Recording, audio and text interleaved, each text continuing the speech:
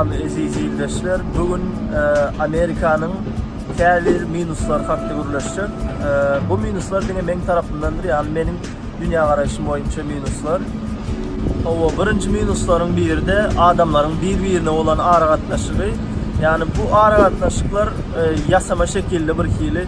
Yani men için yasama yerliye sebebi adamı göresin gelmese de şuna gülüp yani diyecek olayan adamlar bir hil robot diyalı, yani şu instruksiyon bilen yaşayanlar bir zat şeyle etmeli, yazılıptır şunu yani deyse şuna öğren. Как будто у людей души нету. İkinci minus, magazinde produktları nalog olması. Yani her yerden var onu yazat. Yani alıcılara nalog yok bizde. Yani bizim yurtlarda alıcılara nalog yok. Berde, например, $20 bir zat alyan, где-то $2 göre şondan nalog alınıyor. Restorana giray, magazine giray. Yani bu nalog dine produkta değil. Yani sen yılın sonunda aylığın üçünde, yani aylık alyanın üçün 25% где-то aylığına nalog töleyen odan var.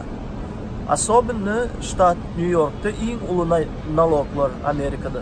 Ve kâvir magazinlerde, yani kâvir değil, köplenç magazinlerde bahalar nalogsuz yazıklıdır yani. Например, $8 deyip yazıklıdır ya.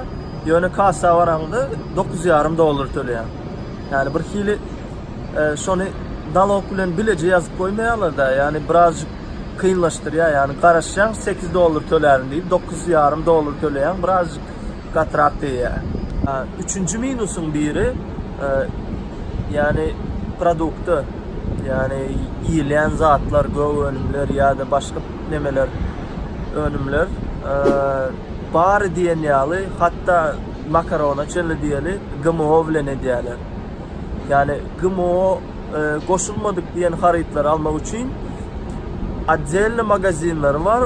O haritlarda katkınmat, yani bir ya da çağların en atasından neyel zatları ilmeli hakta bilim verilmeye çağlar en zadını yiyen, например, köp suhamayat diyorlar, например, neme chips ya da kola ya da neme şunya haritlardan yerler. Sonra Amerika'nın где-то 70% diyen yağlı ajrenye, yani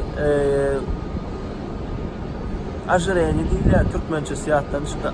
Yani 70% diyen yağlı ajrenye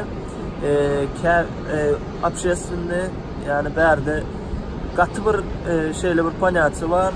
Общественный мнение dinlemeli değil deyip şonun için hem hiç özünü ütköçük bolmayalar. İndiki minus kızlar, yani kılavlı temaların biri oğlanlar için. Kızlar berde özüne seyretmeye, yani eğer yolda yören görsen как будто önde yören yalda şöyle sallam, yani giyiniş sportifkalar ya da giyiniş bir zatlar üstünde de sportifka olup bile ya da magazinlara da şeyle gidiyorlar, yani özne iyice muhajir etmeye bir hili kojaları suhoy neme görünüyor da bizim kızlar nerede atlı çat etti, yani yolda öğrendi, yani bizim kızlar diyende Rus, Ukrayin, yani şu SNG'nin kızları da şolar ayt, yani bizim kızlar diyende. Yine bir minusların biri berde yollarda öğrenken öysüz adamlar var, yani onlar işsiz kalıp öysüz değil, yani işlersi gelmeyen ya da başka bir zatlar ya da neşe olanıp öysüz kalanlar var. Özlerim pul sorandı bir hil naglı, yani bizim bombuşları aldı ya, Ukrayna'nın ya Rusya'nın bombuşları aldı, yani bunlar katı naglı, yani bir yerine bir yazık $1 verdim.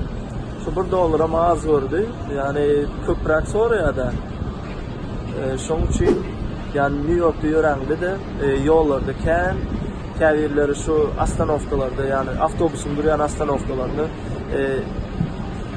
şu yere öy edip yatıp şu yanda yatıp duruyorlar. Yani ya metronun içinde tuvalet edip zat edip girer yağlı iyisi olmaya iyisinden yani girer meditsina yani dünyanın en bay devletinde meditsinanın munyalı gımmat olmağı, munyalı el yetersiz olmağı ınanar yalda.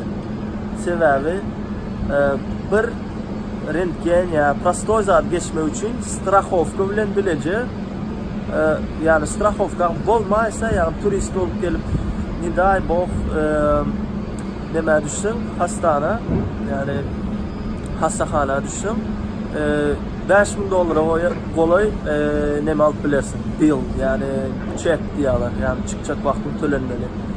Sebebi men bir yezek kesel oldum. Onda da skorayım çağırdım. Şu alıp giden için benim yani çeki veriptirler adresime. $5,000'lık çek. Yani köp eden adam yok. Vraç mendiğe bağırladı. Tabletka yazdı. Verdi. Neme tabletkalarım almak kıyın.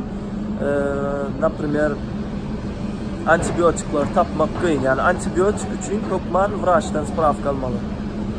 Yani kıyın munyalı yağdaylarda kâvirinin pulu yetmedik ya strahofka pulu yetmedik kişiler birazcık kıyınar ya. Strahofka neçe diyen sonra çıkıyor. Strahofka yani strahofkada nemme zaten pakırvad etmeye. Yani pakırvad yani strahofka tölen yağdayında da zaten 15%'ını sizden alıyorlar. Yani $10,000'lık çek olsa şunun 15%'ı $1,500,000 oluyor. Olamaz zaten. Operatsa hatta вообще aydın oturacaklar. Kâvir gımmat ştatlarda bir çağa doğurmak eğer strahofkasız olsa $100,000 çenli gelip biliyor. Hemmenize sağ olun. Like basmayı unutma. Havalaşanca.